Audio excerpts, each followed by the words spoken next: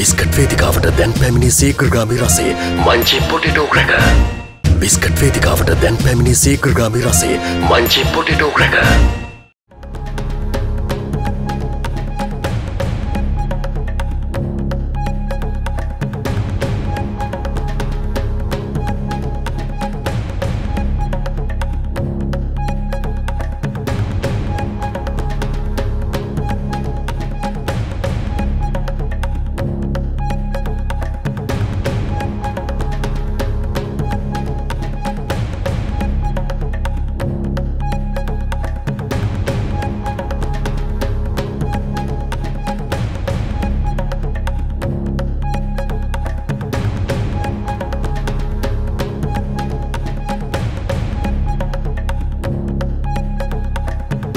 On satellite, on Freeview, on cable, on radio, on mobile, on the web and around the world.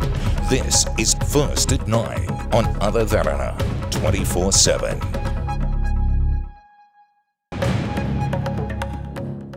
Tonight on First at 9, Audit fears. Auditor General's Department concerned of attempts to delay the audit bill. Lotteries back at home. Gazette reinstate 2 lottery boards under the Finance Ministry. Raising the alarm. The Bar Association says the Attorney General's Department would not be directed by political authorities.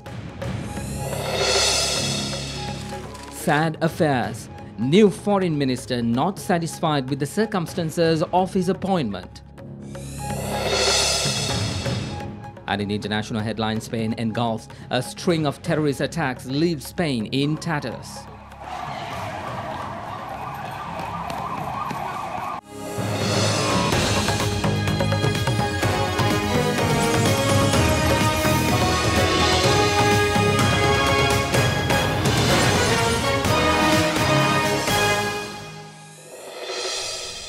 Good evening, live across Sri Lanka. This is First at 9 on Other Derana 24/7. I am Mahesh Johnny. Tonight we begin with news about the Lotteries Board heading back home. The Development Lotteries Board and the National Lotteries Board are now back under the purview of the Ministry of Finance following the release of an extraordinary Gazette notification by President Maithripala Sirisena. The boards were transferred to the Ministry of Foreign Affairs on the 9th of June 2017 after the appointment of parliamentarian Ravi Karunanayake as the Foreign Minister. According to the Extraordinary Gazette notification numbered 1933/13, issued on the 21st of September 2015, the National Lotteries Board and the Development Lotteries Board were included under the Ministry of Finance, while the Development Lotteries Board Act was included among the laws to be implemented by the Ministry. In the cabinet reshuffle that took place on the 22nd of March this year, then Finance Minister Ravi Karunanayake was appointed as the Minister of Foreign Affairs, and the 2 lotteries boards were transferred to his ministry. Following the resignation of former Minister Ravi Karunanayake last Thursday, the Extraordinary Gazette notification numbered 2032/32 was issued yesterday, enabling the transfer of the boards back to the Ministry of Finance and Mass Media, effective from the 16th of this month. The Bar Association of Sri Lanka emphasizes that law enforcement authorities, including the Attorney General's Department, in any democracy that does not merely pay lip service to good governance, would not be directed by political authorities. Issuing a special statement today, the Bar went on to say that any pressure or influence that these institutions be directed in that manner would result in the cornerstone of a democratic society being damaged. The Bar Association of Sri Lanka issued the special statement under its President U.R. De Silva's signature today. Quote, "The Bar Association of Sri Lanka notes with grave concern of certain remarks and baseless allegations made against the Attorney General's Department, especially relating to particular officers in relation to their professional engagements. It is also disconcerting to note that attempts are being made by certain interested elements in society to interfere in the affairs of the law enforcement authorities, particularly the Attorney General's Department, through the Minister of Justice. The decision whether to prosecute or not, based on the available evidence and whether evidence is available in the manner required by law, is essentially within the professional purview of the Honourable Attorney General. Such decisions cannot be taken based on perceptions created in the minds of the public by interested parties. The Minister of Justice can, according to law, only be involved in the providing of administrative support to the Attorney General's department and undoubtedly has no right whatsoever and/or power to interfere with the affairs of the Attorney General's department and/or the law enforcement authorities. Therefore, the Bar Association of Sri Lanka requests all parties concerned to exercise restraint in their comments and refrain from attempts to exert undue influence and pressure on the law enforcement authorities." Unquote. The Auditor General's Department raises accusations that certain politicians and several high-level government officials are attempting to delay the tabling of the National Audit Bill in Parliament. Addressing a media briefing today, Auditor General Gamini Vijayasinghe said processes under his department's purview have come to a halt because of this situation. The first National Audit Bill was drafted in 2003 with the purpose of strengthening the national audit process. However, the Auditor General's Department complains that many issues have risen because amendments were brought into the bill by parties who are unaware of the subject matter.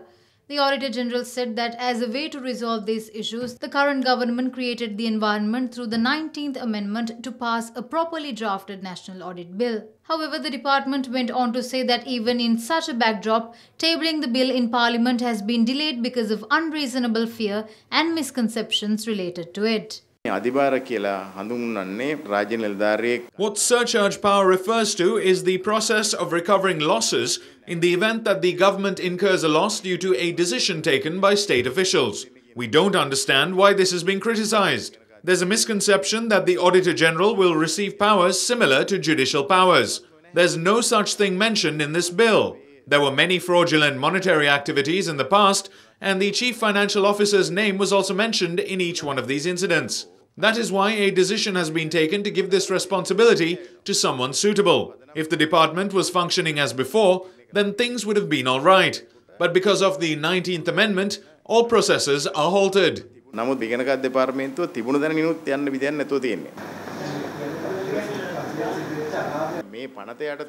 There are no penalties mentioned in this bill. Legal action will be taken separately. Decisions will be taken by the Attorney General. Meanwhile, former Auditor General S.C. Mayadune commented on how passing of the bill would affect officers within the department. If these surcharge powers were introduced previously, none of the officers would have to go to the FCID or face any of the difficulties that they are now going through. President Maithripala Sirisena yesterday revealed his decision to establish a National Economic Council to strengthen the national economy by formalizing economic management in the country. Speaking at an event, the President went on to say that the Council's objective will be to increase export income and develop the local industry. The annual Planning Awards ceremony of Ceylon National Chamber of Industries was held yesterday under the patronage of President Maithripala Sirisena. One of the government's main responsibilities is to protect local industries and entrepreneurs. We can't be satisfied with the government's contribution to develop local industries, especially small-scale and medium-scale industries. I personally cannot be satisfied with the current government's contribution to the development of local industries during the past 2.5 years. The Cabinet of Ministers approved my proposal to establish a National Economic Council last week. I should also emphasize that we will not sign a free trade agreement with any other nation that could threaten or affect our local industries and businesses.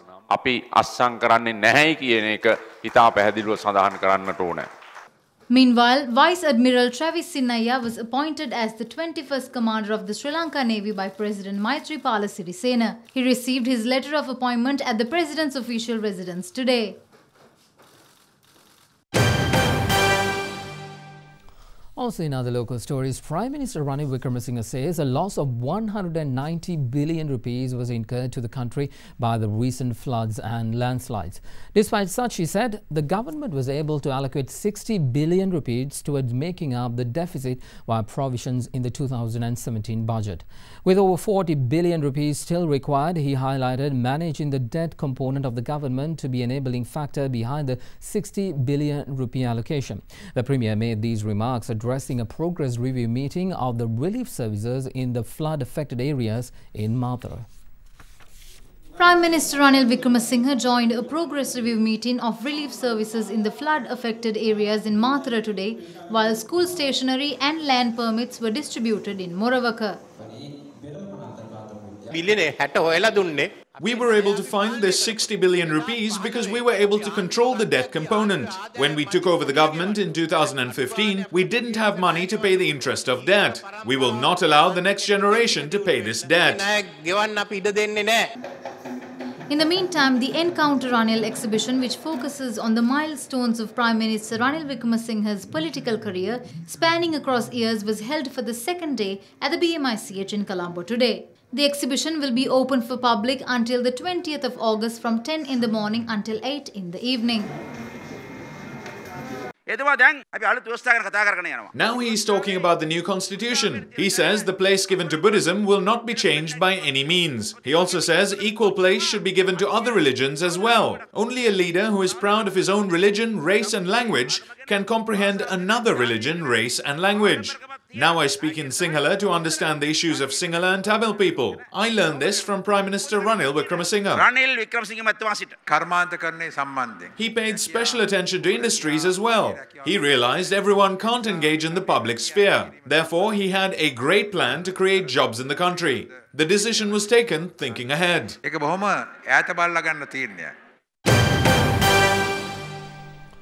The new Minister of Foreign Affairs, Tilak Marapana, says that Sri Lanka has been able to convince the international community that the country is on the right track in addressing human rights concerns. Responding to journalists after assuming office, the minister added that the government's intention is not to please the international community, but to do right by the country. Minister of Development Assignments Tilak Marapana was appointed as the Minister of Foreign Affairs following the resignation of former Minister Ravi Karunanayake. He was sworn into office before President Maithripala Sirisena on Tuesday, and today he assumed duties at the auspicious hour. Following the ceremony, the minister addressed media. I received this post in an unexpected manner and I am unhappy about the circumstances in which I received it. I declare that I will take up this post responsibly. The minister also discussed the human rights issue in the country, reiterating that the government is taking the matter very seriously. Sri Lanka is still facing the threat of global probe on alleged war crimes. I don't think it is proper to say that we are facing any threat. We were able to convince them that we are not an irresponsible government. We take our human rights issues very seriously. We are mindful that human rights issues have to be addressed, not to placate the foreign governments and the foreign countries alone. It is for our own benefit that these governments and non-governmental organizations keep reminding us of our obligations for us to implement what is contained in that resolution. We have been given ample time and we can ask for further time also. And now the international community are convinced that we are committed to do justice. At the moment, the international community can see the difference between that period, the dark period, and this present period.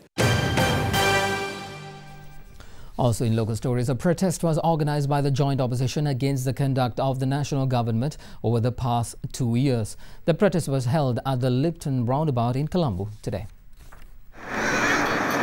Members of the joint opposition and several trade unions commenced the protest against the government giving the country's resources to other nations, corruption, fraud and postponement of elections. Let's help build a new government under Mahinda Rajapaksa. Today we mark the start of a series of protests against the government for destroying the country over the past 2 years. This country only knows how to get revenge. We ought to know that the Attorney General was called to temple trees. He has been advised by ministers and MPs on how to hear a case. If an MP can advise the Attorney General, it is not worth talking about good governance.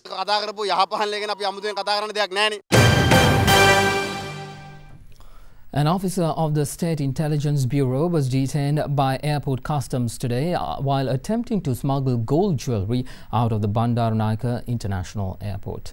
Now let's take a look at this story and more in Across Sri Lanka.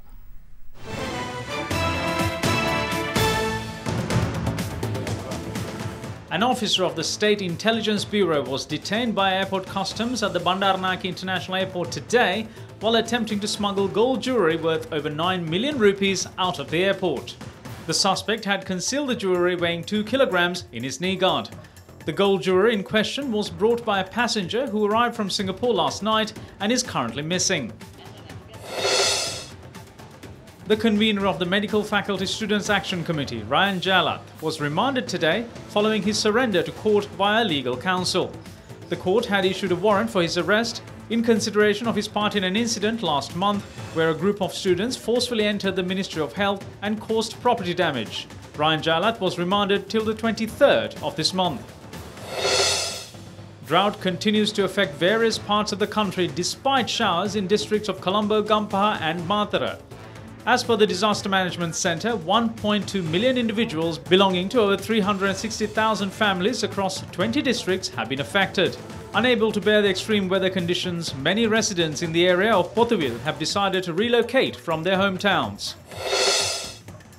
A fishing cat, commonly known in the island as Handundivya, was rescued from a well in Digampathan and Dambulle yesterday. Wildlife officers of Sigiriya rescued the fishing cat and released it back into the wild.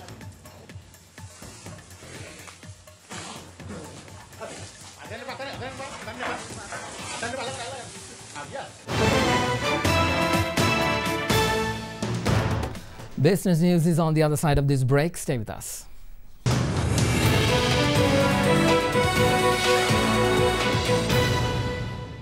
Welcome back everyone on to business news. Now oil prices edged higher today with investors offered encouragement by a weaker dollar and data hinting that oversupply was easing steadily. Prices however are still on track to close the week 2 to 3% lower after concerns about weaker Chinese oil demands weighed earlier in the week.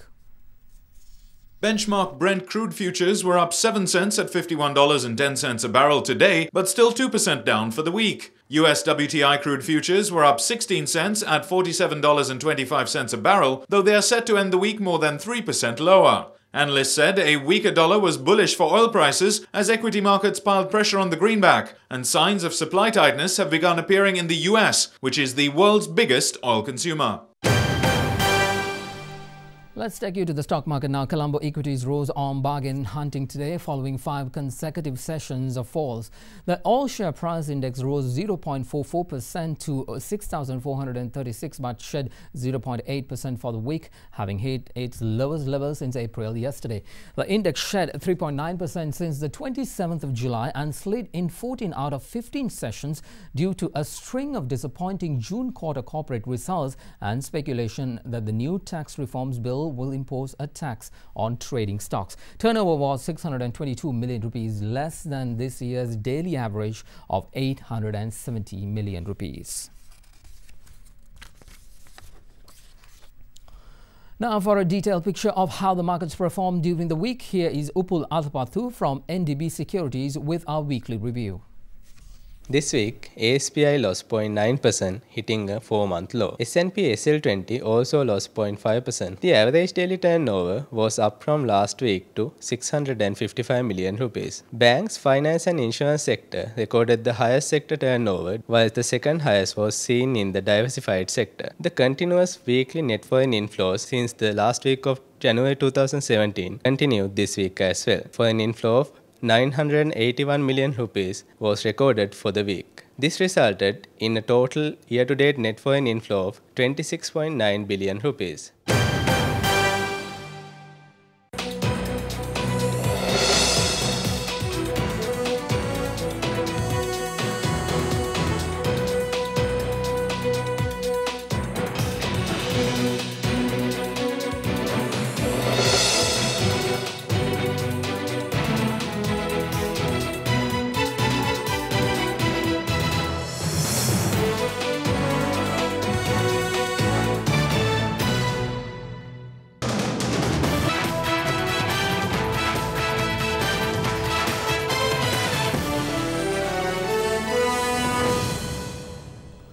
Let's move on to sports now. The foundation stone for a new spectator stand at the Torrington Sports Complex was laid today, commemorating the 50th anniversary of the establishment of the Ministry of Sports. 190 million rupees are allocated for the construction of the stand, along with an artificial track and a gymnasium.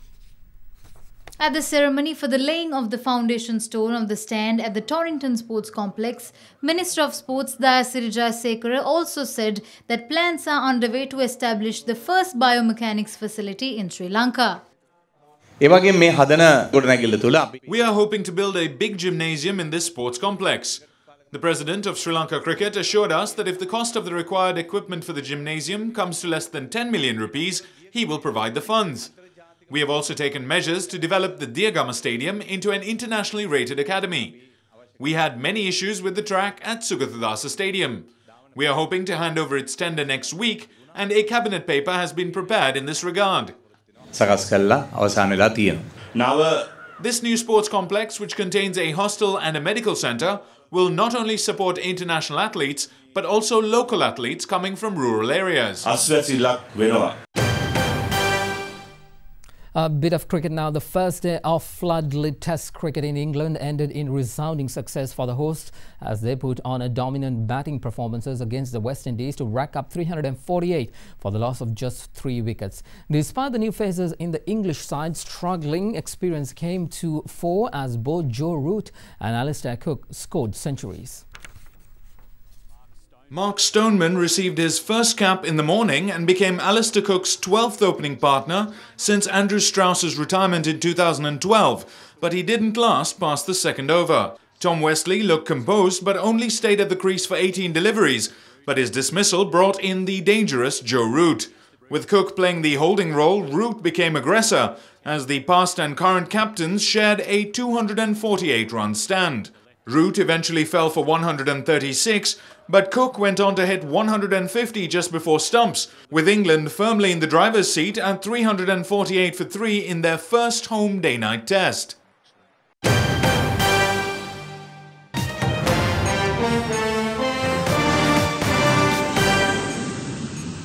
On to international news now. Spain saw one of its most violent days in recent memory as a spate of incidents throughout the country showed connections to a terror attack yesterday in Barcelona, where a van mowed down pedestrians, leaving 14 people dead.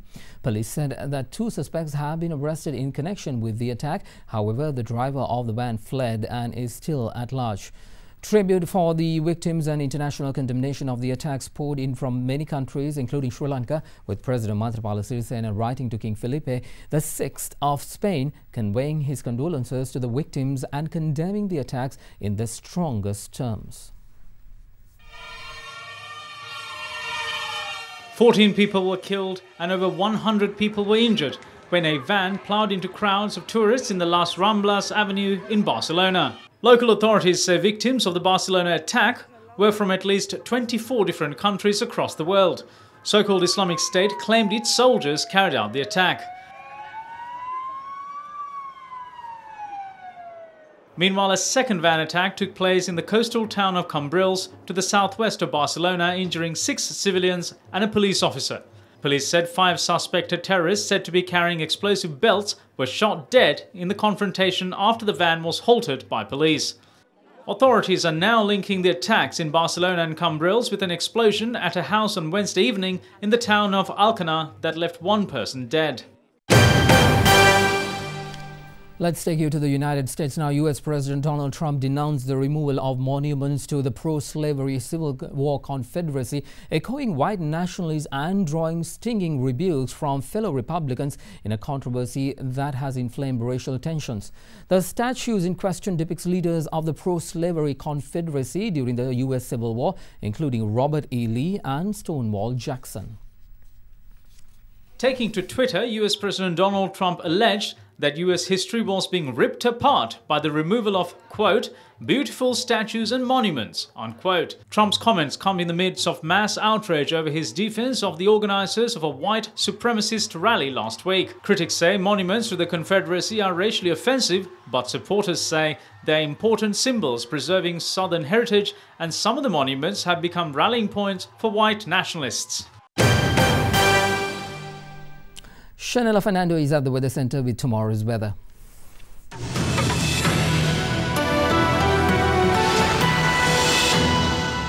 A very good evening and welcome to the Weather Center. Now, starting off with your temperatures tonight, we can expect something between 20 to 33 degrees Celsius over the next 24 hours. Strong winds are also forecasted across the country, particularly in the Uva, northern, north central, northwestern provinces, as well as Matale, Trincomalee, Ampara and Hambantota districts. People in the Sabaragamu province as well as Kandy, Nuwara, Kalutara, Galle and Matra districts can expect some showers. And up next is your city-by-city forecast.